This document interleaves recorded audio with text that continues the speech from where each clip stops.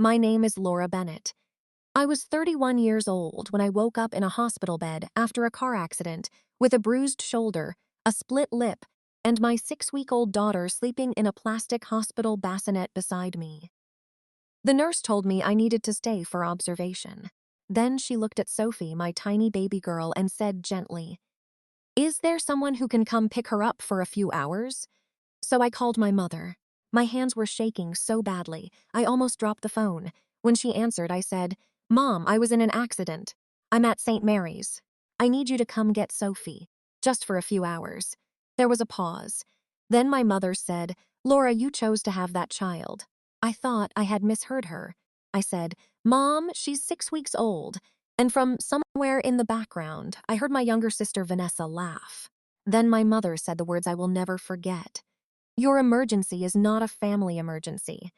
3 hours later, while I was still sitting in that hospital room with my baby beside me, and my rent money gone to emergency childcare, Vanessa accidentally sent me a screenshot from a family group chat I had never seen before. The group was called Bennett Family. No Laura. And in that screenshot, my mother had written, "Do not pick up the baby. If we rescue her again, Arthur will think she's capable." Another message said, "She wanted the baby. Let her suffer like a mother." That was the moment I understood. My accident had not made my family cruel.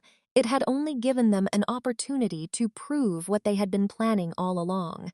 And they had no idea my grandfather's attorney would see every word before sunrise. To understand why my mother did that, you need to know what kind of family I came from. The Bennetts were not loud people. We did not throw plates. We did not scream in the driveway where neighbors could hear. In my family, cruelty wore pearl earrings, sent thank you cards, and smiled in church photos. My mother, Margaret Bennett, had spent her entire life protecting the family image. She believed bad things did not happen to good families. Divorces were not divorces. They were private transitions. Debt was not debt. It was temporary rearrangement, and single motherhood was not single motherhood. It was a stain, especially when it was me. My younger sister Vanessa had always been the daughter my mother knew how to love. Vanessa was polished. Vanessa had perfect hair, perfect nails, and a fiancé with a last name my mother enjoyed saying out loud. She worked part-time at an interior design studio owned by one of her friends, but my mother described her as building a lifestyle brand. I worked as a hospital administrator. I handled patient records, insurance forms, privacy authorizations, incident reports, and the kind of paperwork most people ignored until something went wrong. My mother described my job as filing things for doctors. When I got pregnant, she did not ask if I was scared. She did not ask if I had what I needed. She looked at my stomach, then at my empty ring finger, and said, "You understand this changes how people see you." I said, "I understand I'm having a baby." She said, "That is not the same thing." Sophie's father was not in the picture. That is a long story, but not the important one. The important part is that I chose my daughter. I chose her before I saw her face. I chose her when the crib was still in pieces on my bedroom floor. I chose her when I was eating cereal for dinner because every extra dollar went toward diapers, formula, and a safer car seat. And from the day Sophie was born, my mother treated her like evidence against me. Not a granddaughter, evidence. At the hospital, after Sophie's birth, my mother came into the room wearing a cream-colored coat and carrying a gift bag.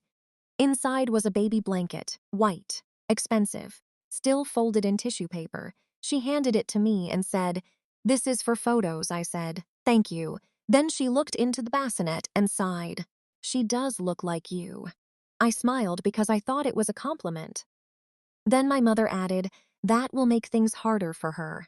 I remember staring at her, too tired and stitched up to answer. Vanessa visited the next day.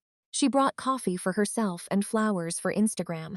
She held Sophie for exactly 30 seconds before handing her back and saying, "She's cute, but she does make everything look complicated." That was my family. They did not hit you. They gave you sentences you carried for years. For the first 6 weeks of Sophie's life, I tried to keep peace. I sent photos to the family group chat.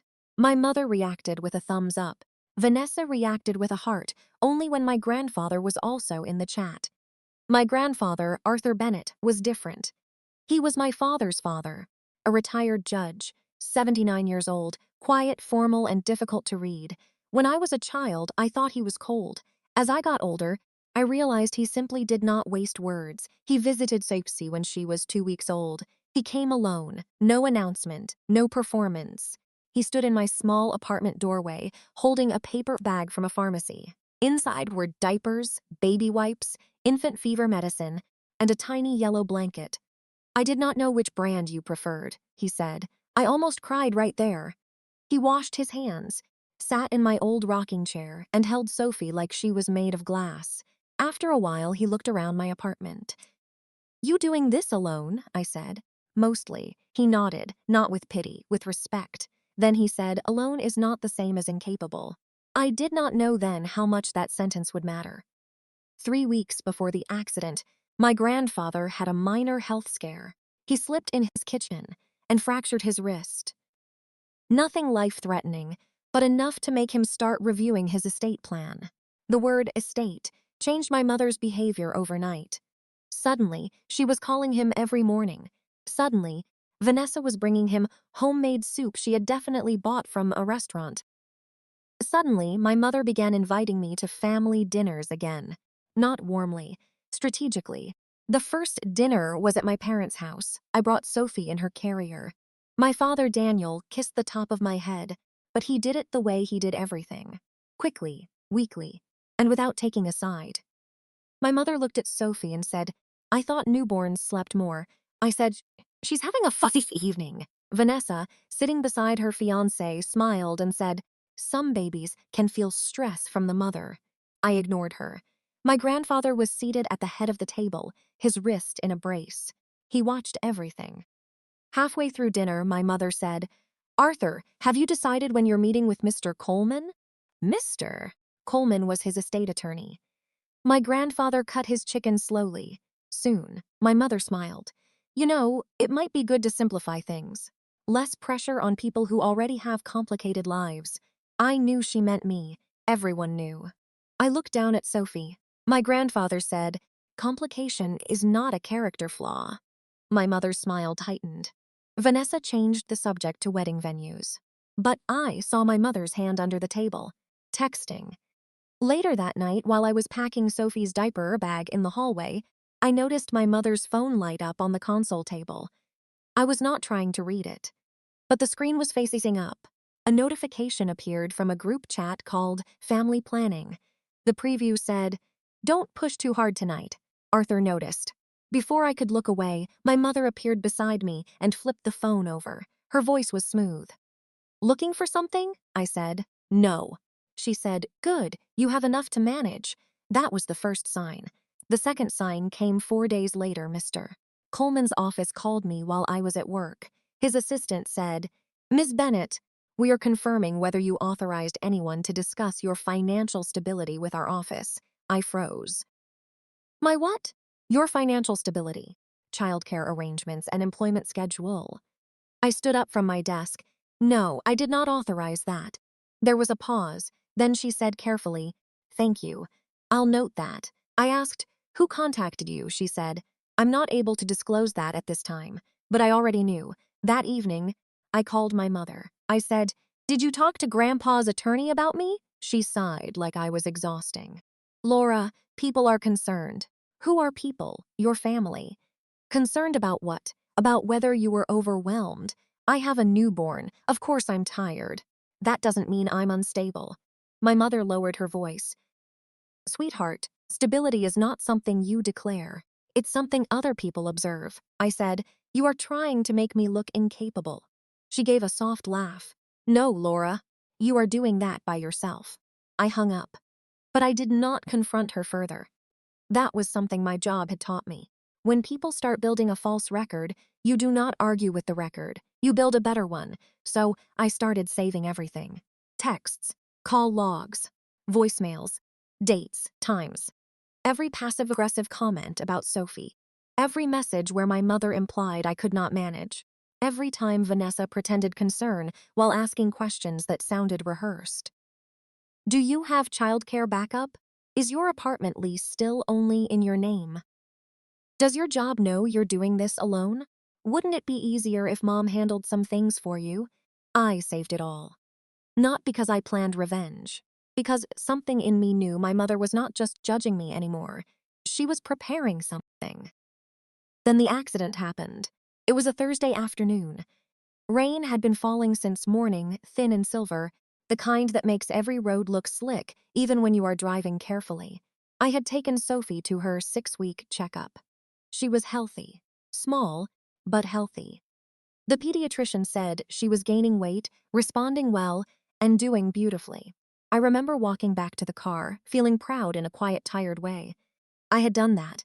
No family village, no husband, no mother bringing casseroles. Just me, alarms on my phone, careful notes, and love. Sophie was asleep before I pulled out of the parking lot. 10 minutes later, at an intersection 2 miles from my apartment, a delivery van ran a red light. I remember headlights, the sound of metal, the awful snap of my seatbelt locking against my chest, then Sophie crying. That sound brought me back before anything else did.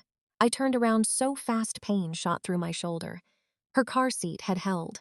She was screaming, red-faced, and terrified, but she was alive. I kept saying, "I'm here. Mommy's here. I'm here."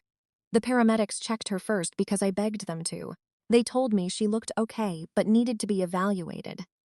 At the hospital, they examined her, monitored her, and finally said she was unharmed. I cried so hard the nurse had to put a hand on my back. Then they examined me. Bruised ribs, a sprained wrist, a cut inside my lip, possible concussion. They wanted me to stay for observation because I had briefly lost consciousness. I said, "I have my baby."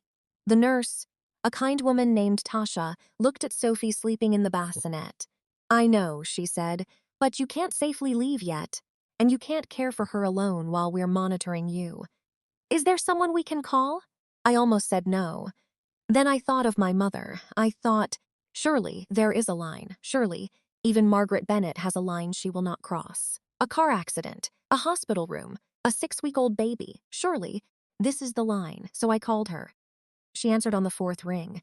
There was music in the background, silverware, voices. She was probably at Vanessa's bridal tasting. I had forgotten it was that day.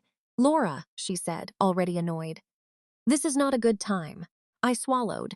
"Mom, I was in an accident." The background noise faded slightly. "What? A delivery van hit us. Sophie is okay. But I have to stay for observation. I need someone to come get her for a few hours." Silence. I heard Vanessa ask, "Is that Laura?" My mother said away from the phone, "Yes." Then she came back. "Where are you? St. Mary's." Another pause. Then she said, "And you expect us to leave Vanessa's tasting?" I closed my eyes. "I expect my mother to help me after a car accident." Her voice turned cold. "Laura, you chose to have that child." I gripped the phone. "She is your granddaughter. She is your responsibility. Mom, she's 6 weeks old." Vanessa said something in the background. I could not hear all of it, but I heard hers laugh. Then my mother said, clearly enough that I knew she wanted me to hear every word, "Your emergency is not a family emergency." Something inside me went very still. Not numb, still, like the part of me that kept begging had finally sat down. I said, "You are refusing to pick up your 6-week-old granddaughter from a hospital after a car accident." She sighed. "Do not dramatize this. That is what is happening." No, what is happening is that motherhood is teaching you that choices have consequences. I looked at Sophie.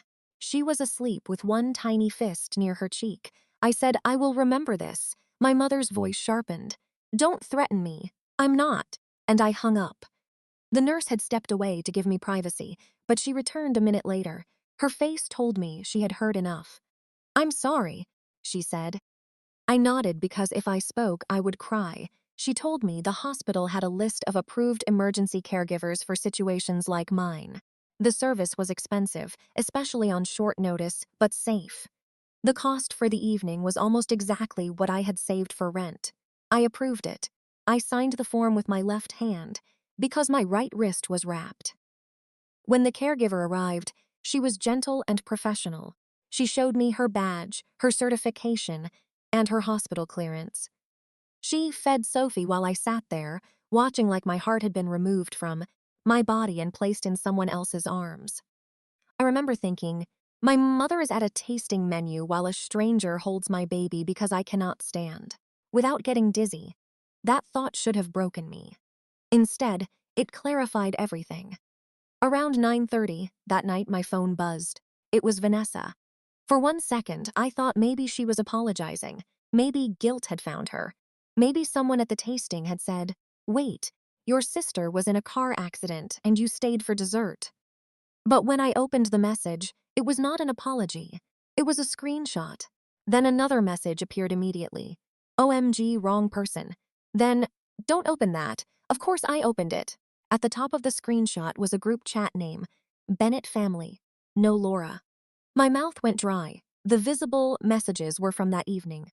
Vanessa wrote, "She called from the hospital. She sounded awful." My mother replied, "Good.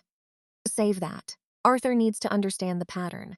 Vanessa wrote, "Should I tell him she was crying?" My mother replied, "Yes. Say the hospital had to arrange childcare because she had no plan." A cousin named Elise had written, "Isn't that harsh? The baby is only 6 weeks old." Then my mother wrote, "She wanted the baby. Let her suffer like a mother." I stopped breathing for a moment, not because I was surprised by the cruelty, because I finally saw the structure of it. This was not my mother losing patience. This was not Vanessa being immature. This was a record. They were collecting my pain and labeling it instability. They were planning to show it to my grandfather. The accident had become evidence. My baby had become leverage. I took a screenshot of Vanessa's screenshot.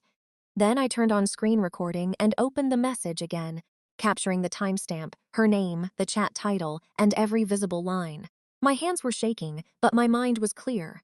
At work, I trained staff on documentation. I knew what people believed, not feelings, records. I saved the image to 3 places: my phone, my email, a cloud folder Vanessa did not know existed. Then I opened my call log and took screenshots of the call to my mother, incoming and outgoing times, duration. Then I took photos of the hospital caregiver agreement, the receipt, and the time it was signed. I did not send anything to my mother. I did not ask, "How could you?" I did not give her the gift of seeing wound while it was fresh. I opened my email and wrote to Mr. Coleman. Subject: urgent concern regarding attempts to influence Arthur Bennett's estate decisions. My message was short. "Mr. Coleman, I apologize for contacting you late. I was in a car accident this afternoon and am currently under observation at St. Mary's Hospital. I believe my mother, Margaret Bennett, is using my emergency and my infant daughter as part of an effort to influence my grandfather's opinion of my stability and fitness regarding estate matters." Attached are screenshots I received tonight, along with call logs and documentation of emergency childcare I had to arrange after my mother refused to assist. I am not asking you to take my side. I am asking you to preserve an accurate record. Laura Bennett. I attached everything. Then I hit send. For 10 minutes, nothing happened. Then my phone buzzed. Mr. Coleman replied, "Ms. Bennett, do not confront anyone. I am forwarding this to Mr. Bennett directly. Please preserve the original messages. I am sorry this happened to you and your daughter." I read that message 3 times, not because it was warm, because it was official. Because someone outside the fantasy had seen the truther and had not called me dramatic. The next morning, my mother arrived at the hospital wearing the face she used for other people. Concerned eyebrows, soft voice, a cardigan the color of oatmeal. Vanessa came with her, holding a paper coffee cup and looking nervous. My father followed them, silent as always. My mother rushed toward my bed. "Laura, sweetheart, we came as soon as we heard." I looked at her. There was a time when that sentence would have made me explode. I would have said, "No, you didn't." I would have cried. I would have listed every detail. I would have tried to make her admit what she had done. But that morning, I just said, "Did you?" Her eyes flicked toward Visa. Vanessa looked at the floor. My mother leaned closer. "Let's not do this here," I said. "Where would you prefer to discuss abandoning Sophie? The bridal tasting?" My father whispered. "Laura," I turned to him. Do not say my name like I'm the embarrassment in this room. He closed his mouth. My mother's face hardened for half a second before she remembered where we were. Then a voice from the doorway said, "That will be enough, Margaret." My grandfather stood there in a dark coat, his injured wrist still in a brace, Mr. Coleman beside him with a leather folder. I had never seen my mother lose color that quickly. "Arthur," she said, "you shouldn't be out." He ignored her and walked to Sophie's bassinet.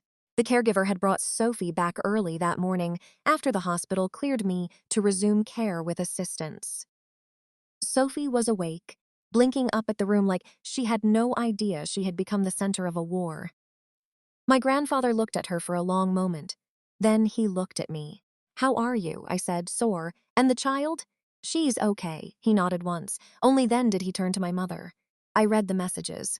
My mother's mouth opened. Vanessa whispered, "Mom?" Mr. Coleman removed several printed pages from the folder and placed them on the rolling tray. Beside my bed, the screenshots, the call log, the childcare receipt, my email.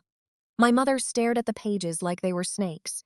Grandpa Arthur said, "Which part did you hear first, Margaret? The accident or the opportunity?" No one spoke. That was the thing about my grandfather.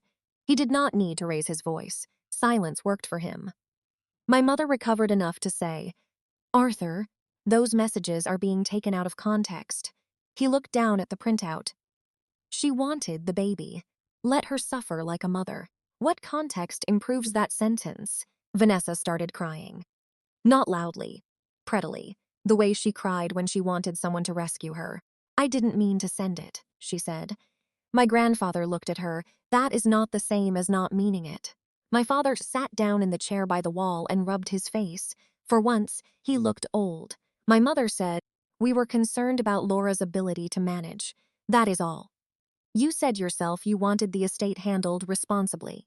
"I did," my grandfather said. "So I paid attention." He opened the folder again. "Mr. Coleman has been reviewing recent communications. You contacted his office twice claiming Laura was financially unstable." My mother said, "I was worried. You also claimed she had no reliable childcare." "She doesn't." My grandfather looked at Sophie. Because when she asked her family for emergency help after a collision, her family refused in order to create proof that she had no help. My mother said nothing, he continued. "You claimed Laura was emotionally volatile. She is sensitive. She documented evidence, contacted counsel, and did not confront you while injured. That is not volatility. That is restraint."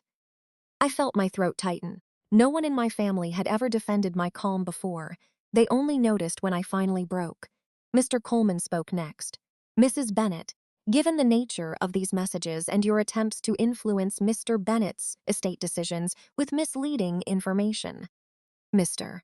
Bennett has instructed me to revise the pending documents." My mother turned toward him. "Revise them how?" my grandfather answered. "You will not serve in any administrative role." My mother blinked. "What?" "You will not manage any trust connected to Laura or her child. You will not have authority over medical, financial, or estate decisions on my behalf. Effective today, Daniel will also not serve unless he can demonstrate independence from you in writing." My father looked up, startled. My mother said, "Arthur, that is extreme." "No," he said, "leaving an infant without family care to manipulate an old man is extreme." Vanessa wiped her face. "What about the wedding gift?" My grandfather turned to her slowly. It was the worst possible question she could have asked. "The check for the venue renovation is canceled." Vanessa's mouth fell open. "But deposits are not my emergency," he said. The room went silent again. I looked down because a laugh almost escaped me, and it would have hurt my ribs. My mother gripped the edge of the tray. "You're punishing Vanessa for a mistake."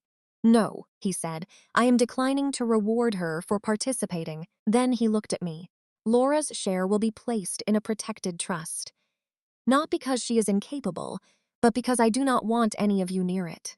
Sophie will be named as a secondary beneficiary for education and care." My mother whispered, "You're giving money to a baby?" My grandfather's face turned colder than I had ever seen it. "I am protecting a baby from adults who discussed her suffering like strategy."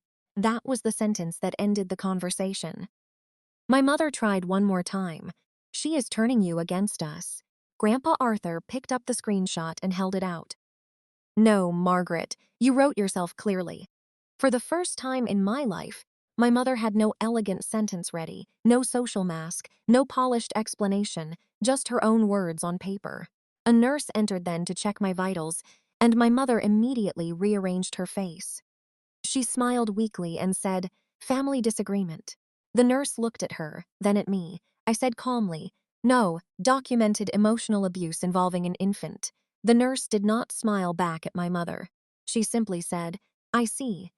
My mother left 10 minutes later. Vanessa followed her, crying about the wedding gift. My father lingered by the door. He looked at me and said, "I didn't know it had gone that far." I said, "You knew enough to stay quiet." He looked down. "I'm sorry." I wanted that apology to matter more than it did. But some apologies arrive after the damage has already learned to live without them. I said, "I need space." He nodded. Then he left too. After they were gone, the room felt bigger. Sophie started fussing, and I reached for her carefully. My ribs screamed, but I held her anyway. Grandpa Arthur sat beside the bed. For a long time, he said nothing. Then he said, "I should have seen it sooner." I shook my head. She was careful. "Yes," he said, "cruel people often are." I looked at the printed screenshots on the tray. "I don't want to become like her." "You won't." "How do you know?" He looked at Sophie. "Because when you were hurt, your first concern was the child. When Margaret was inconvenienced, her first concern was the inheritance." I cried then. Not loudly, not dramatically, just the kind of crying that happens when someone finally names the truth you have been carrying alone. My grandfather placed one hand gently over mine. "A family emergency," he said, "is when the most helpless person in the room needs protection. Yesterday, that was your daughter. Today, it is you." I never moved back toward my mother after that. Not emotionally. Not practically. I changed my emergency contacts. I updated Sophie's daycare forms. I blocked Vanessa after she sent a message saying, "I hope you're happy ruining my wedding." I did not answer. Some messages are not invitations. They are reminders. My mother sent one email a week later. Subject line, "Family should talk." The message said, "You misunderstood a stressful situation. I hope one day you learn that motherhood requires toughness, not victimhood." I forwarded it to a folder labeled Margaret. Then I went back to feeding my daughter. The estate changes were finalized 2 months later. Mr. Coleman sent me copies of the trust documents. Everything was clean, protected, untouchable by my mother. My grandfather also added a letter. It was addressed to Sophie, to be opened when she turned 18. I did not read it. Some things belonged to the person they were written for, but he told me one line from it. I wrote that she was protected before she was old enough to know she needed protection. That stayed with me. Vanessa's wedding became smaller, much smaller. No renovated venue, no custom floral ceiling, no family-funded luxury weekend. My mother told everyone it was because Vanessa wanted something more intimate. People believed her because people usually believe the cleanest version of a story. But I did not need public humiliation to feel justice. I had the truth. I had my daughter. I had my name removed from the story they were trying to write about me. 6 months later, I took Sophie to visit my grandfather. He had recovered from his wrist injury and was back to making tea too strong. Sophie was sitting on a blanket in his living room, trying very seriously to grab her own sock. He watched her with the same solemn expression he used in court photos. Then he said, "She is determined." I smiled. "She gets that from me." He looked at me. "Yes," he said, "she does." For most of my life, I thought revenge had to be loud. A slammed door, a public scene, a speech that made everyone ashamed. But the calmest revenge is letting people meet the evidence of who they are. My mother wanted to prove I was unstable. Instead, she proved I was careful. She wanted to show my grandfather that I had no family support. Instead, she showed him why I needed protection from the family I had. She wanted my baby to be used as a weakness. Instead, Sophie became the reason the truth could not be ignored. I still remember that hospital room. The fluorescent lights, the ache in my ribs, the little bassinet beside my bed, the phone in my hand, my mother saying, "Your emergency is not a family emergency." She was wrong. My daughter was an emergency. My safety an emergency. The truth was an emergency, and once my grandfather saw it, he treated it like one. Not with shouting, not with threats, with paper, with signatures, with consequences. And with one sentence, I will teach Sophie, when she is old enough to understand. Never beg people to become family after they have already used your pain as evidence. Walk away, save the proof, and let the truth speak in rooms where their lies expected silence.